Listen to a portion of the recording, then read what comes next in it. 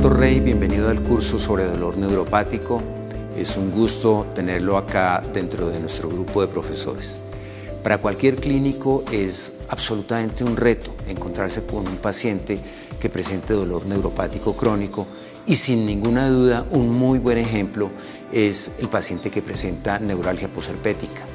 Son muchos los factores que hacen que esta condición clínica cada vez sean más frecuentes.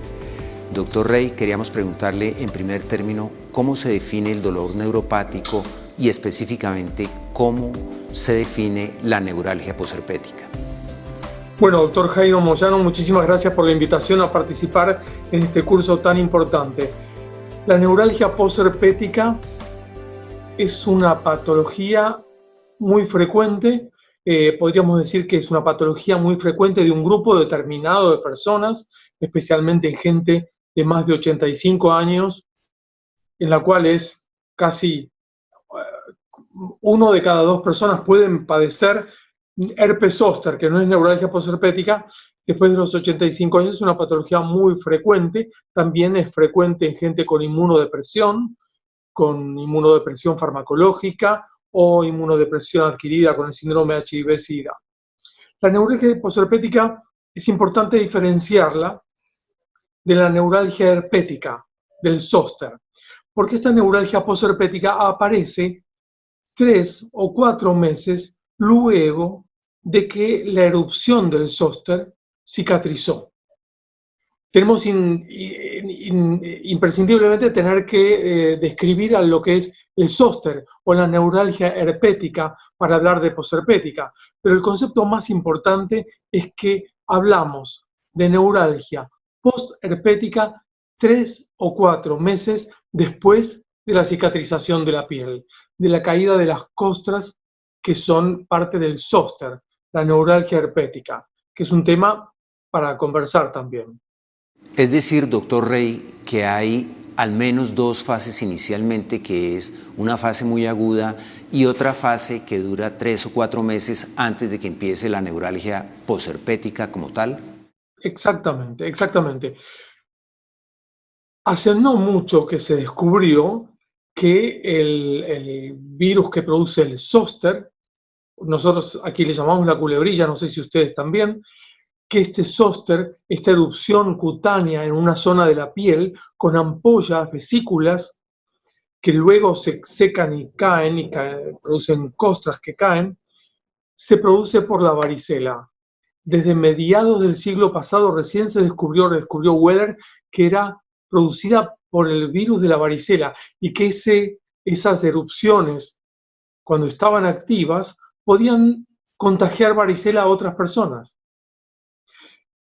Entonces sabemos varias cosas de las etapas de la neuralgia posherpética. Tenemos una etapa que es la etapa de contacto del virus con el cuerpo, que es la varicela, que se adquiere en general en la infancia, que es esa erupción primero con manchas y después con vesículas y ampollas en todo el cuerpo, a veces en toda la piel y en las mucosas, que generalmente se adquiere en la niñez, que queda durante muchísimos años dentro del organismo, latente, sin expresarse, pero queda anidada en el sistema nervioso central. Hay algunos virus que tienen predilección por el sistema nervioso central y este virus varicela zoster tiene predilección por el nervio sensitivo, por el ganglio de la raíz dorsal. Queda acantonado durante muchos años en ese lugar del cuerpo. Cuando disminuye la inmunidad celular, por la edad, por inmunodepresión, por una infección, por una situación de estrés psicológico o físico, este virus sale nuevamente al exterior, pero no lo hace en toda la piel, sino lo hace a través de un nervio, una raíz nerviosa. Entonces afecta al nervio por donde sale al exterior. Llega de nuevo a la piel por transportación axonal retrógrada el virus y se manifiesta en la piel. Donde pasó lesionó ese nervio. La lesión de ese nervio puede ser leve, moderada o grave. Depende de la severidad de esas manifestaciones en la etapa herpética, la chance que a posteriori haga una neuralgia postherpética. Entonces tenemos las etapas que son la primoinfección, cuando ingresa el virus al organismo, una etapa que es la varicela, una etapa latente, asintomática, que puede durar durante muchos años, y una etapa después que es la etapa herpética. Dentro de esa etapa herpética tenemos unos días en los cuales duele una raíz nerviosa, pero no hay ninguna manifestación cutánea. Unos días que puede ser hasta una semana, que duele un trayectorio neural, pero no hay ninguna erupción. Una etapa herpética en la cual aparecen las ampollas en el territorio de un dermatoma, de un nervio sensitivo, duele intensamente, y eso no es la neuralgia posherpética, eso es la neuralgia herpética. Es autolimitada, es muy dolorosa, a veces si es en la cara, es muy severa, puede requerir una internación, un plan de hidratación parenteral por la dificultad para deglutir, y puede llevar al paciente a un estado delicado, la etapa herpética. Cuando esto se cicatriza, esta etapa es autolimitada. ¿Cuánto dura? Puede durar 15 días, 20 días. Luego viene una etapa de cicatrización y esa etapa herpética puede durar 3 a 4 meses en total. Cuando el dolor surge o continúa más allá de esos 3 o 4 meses, luego de la cicatrización de la piel, podemos hablar de neuralgia postherpética. ¿Cuánto va a durar esta etapa de neuralgia postherpética? Lamentablemente, puede durar toda la vida del paciente. Es prolongada, es crónica. Puede ser un dolor de los más importantes que hay, más intensos, y como tiene esta cronología tan fácil de identificar, y es un dolor tan intenso, es un modelo experimental humano para probar nuevos fármacos, porque sabemos cuál es el día 0, cuál es el día 1, cuál es el día 30 luego de la cicatrización, y cuándo empezamos a considerar que ese paciente tiene una neuralgia postherpética. Entonces, cuando se hacen los ensayos terapéuticos para probar determinadas drogas para el tratamiento de la neuralgia postherpética, tenemos que tener muy en cuenta ese calendario. Hablamos de postherpético cuando ya cicatrizó, 3 o 4 meses después de la caída de las costras de la erupción herpética. Doctor, usted mencionó dos aspectos tremendamente importantes que son la edad como un factor de riesgo para desarrollar esta condición y la presencia de estrés. Ambas características son muy prevalentes hoy en día en las sociedades contemporáneas. Lo más lógico sería prevenirlos. ¿Hay forma de prevenir en alguna forma la presencia de la neuralgia posherpética? Muchas gracias por la pregunta. Es una pregunta que tiene muchos aspectos y algunos que son paradojales. Primer aspecto que es inmodificable, que es a medida que avanza la medicina, la expectativa de vida es más alta.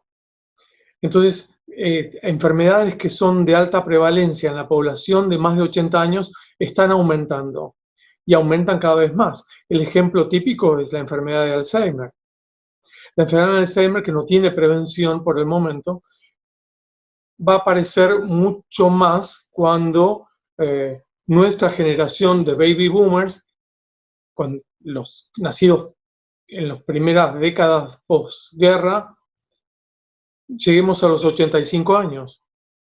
Vamos a hacer, si no se descubre un tratamiento, la población en ese momento que tenga 80, 85 años va a tener una alta prevalencia de Alzheimer, porque vamos a hacer las primeras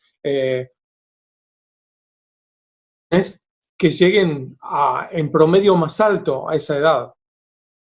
Entonces, el zóster y por ende la neuralgia posherpética van a ser más frecuentes. ¿Qué podemos hacer para prevenirlo? Lo primero que se le ocurriría a alguien, y lo que quiero jerarquizar, creo que a todos se nos ocurriría, es relativamente erróneo, que sería vacunar a todas las poblaciones infantiles contra la varicela. Pero está absolutamente probado en Europa, en Gran Bretaña y en Estados Unidos, que las poblaciones que mayor vacunación contra la varicela infantil tuvieron son las que tienen más zóster en la población anciana y por ende neuralgia posherpética. ¿Por qué se produce esto? Y es muy interesante y trasladar la inquietud a los oyentes. ¿Ustedes expondrían a un anciano, a un abuelo que padeció varicela, según su recuerdo en la infancia, lo pondrían en contacto con un niño con varicela activa?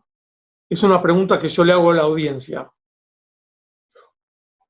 Es una pregunta que nos pueden hacer, que en una familia haya un niño con varicela y que le pregunten, ¿el abuelo lo puede cuidar? ¿Le conviene? El abuelo tuvo varicela, la abuela tuvo varicela de niño. ¿Puede cuidar a ese niño que tiene varicela activa? Y la respuesta es absolutamente sí. Debería cuidarlo. ¿Por qué? Porque el contacto de este abuelo que tuvo varicela en su infancia con un niño que tiene el virus activo va a reforzar su inmunidad y le va a elevar los anticuerpos y lo va a defender para la varicela. De manera tal que vacunación generalizada a la población infantil para prevención de varicela generó en muchas poblaciones donde se ha estudiado un claro indicio de que los abuelos iban a tener más zóster, iban a tener más neuralgia posherpética. Es una medida muy económica inmunizar a la gente de más de 80 años con nietos con varicela, pero es impráctica. La vacunación después de los 65 años o frente a situaciones en las cuales vamos a someter a un individuo a inmunodepresión con vacuna para reforzar la varicela que se adquirió en la infancia es altamente positiva. Está indicada en los calendarios de vacunación de algunos países, pero en los países en los cuales no tenemos recurso económico como para plantear un plan de vacunación a todos los individuos de más de 65 años, si disponen de niños con varicela y los abuelos la tuvieron, no sería una mala indicación en la teoría de someterlos al contacto. Esa sería una prevención de la del zóster y de la neuralgia posherpética. Otras maniobras de prevención serían, bueno, tratar de evitar el estrés, el cuidado general del paciente. Cuando estamos ya con el zóster, para evitar que desarrolle la neuralgia posherpética, no está totalmente comprobado, pero el tratamiento agresivo con antivirales podría eventualmente reducir la severidad del zóster que está en curso y evitar así la generación de neuralgia posherpética, pero no está totalmente comprobado como estas otras medidas. De manera tal que lo primero sería tratar de que el paciente tenga inmunidad para la varicela zóster y bueno, eso se puede lograr con vacunación por el momento. Y bueno, y si tienen la situación clínica de que un niño en una familia tenga una varicela, los abuelos se pueden proteger si es que ya la padecieron con contacto con ese niño. Los pueden cuidar. Dentro de la cantidad de términos que utilizan los pacientes para describir el dolor de la neuralgia posherpética, ¿cuáles en su práctica diaria son los que más frecuentemente se utilizan y qué valor les da, doctor? Muchas gracias por la pregunta, doctor Jairo Moyano. La neuralgia posherpética, nosotros la llamamos un dolor por deaferentación, porque es un dolor paradojal. El paciente en el área de la piel afectada no siente el dolor que le podemos aplicar con un estímulo, pero siente el dolor propio continuo. Es como si tuviera una anestesia dolorosa. ¿Cómo lo describen los pacientes? Con varios componentes. Tienen componentes continuos, quemantes, ardientes. El paciente dice, me quema, me arde, y tengo componentes agregados que son cosquilleos, pinchazos, que son componentes paroxísticos agregados.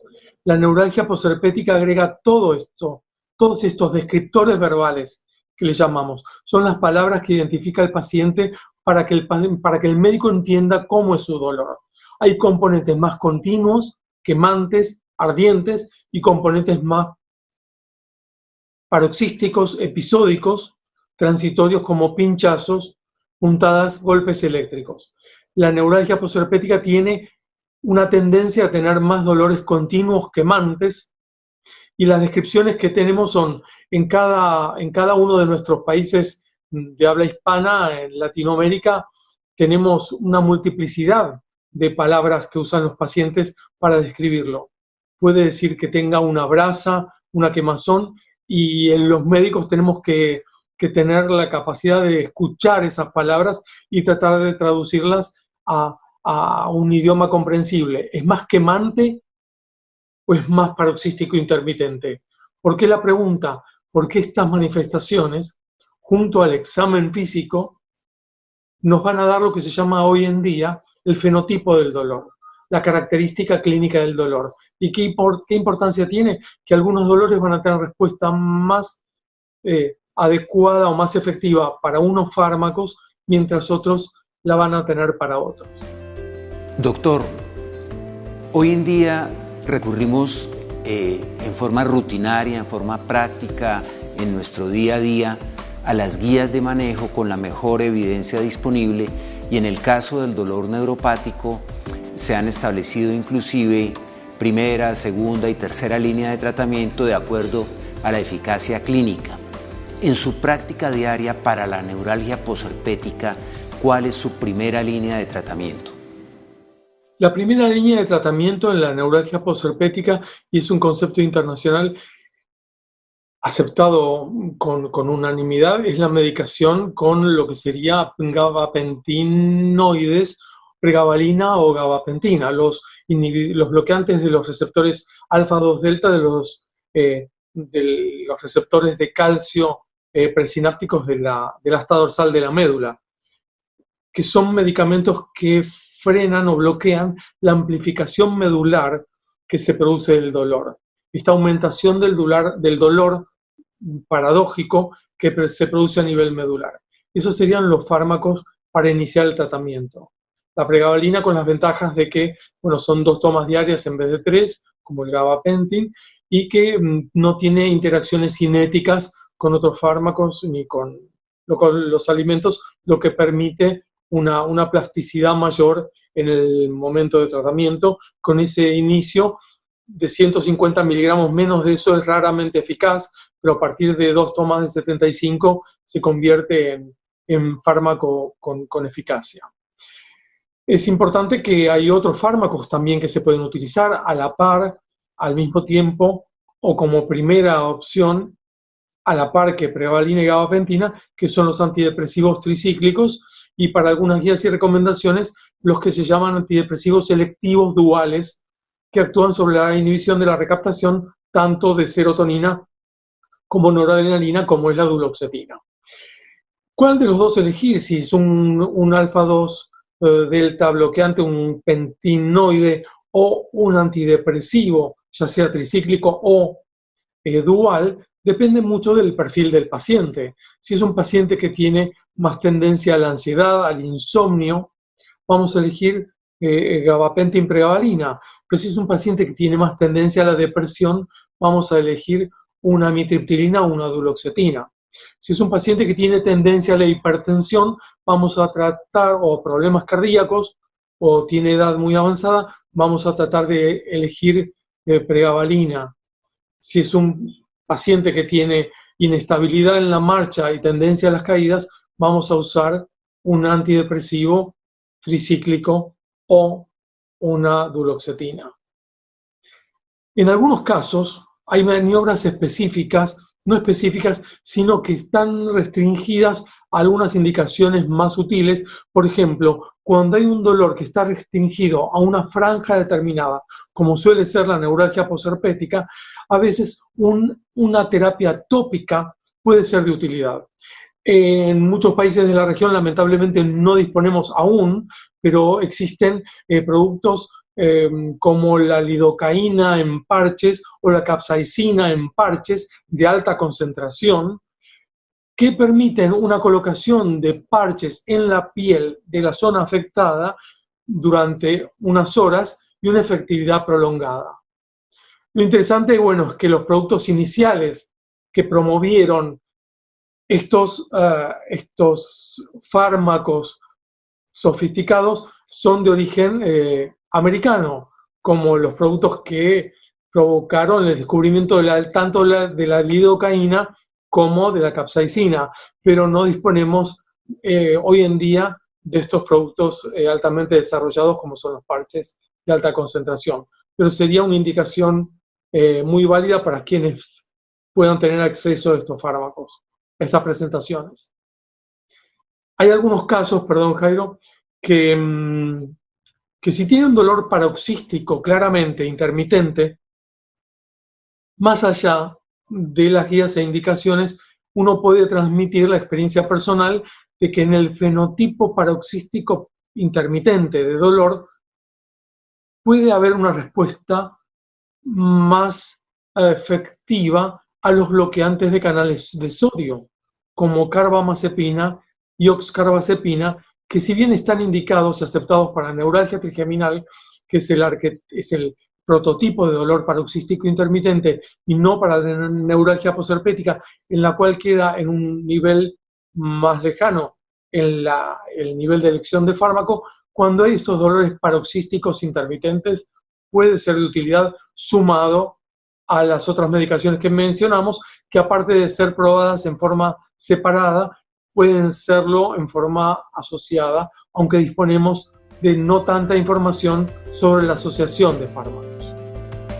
Doctor Rey, muchísimas gracias. Esperamos que todos los médicos de atención primaria en Hispanoamérica se beneficien de los importantes conceptos en este tema de la neuralgia posherpética que aflige a nuestros adultos mayores y a un grupo muy importante del resto de la población. Muchísimas gracias, Roberto. Muchísimas gracias por la invitación. Saludos de Buenos Aires.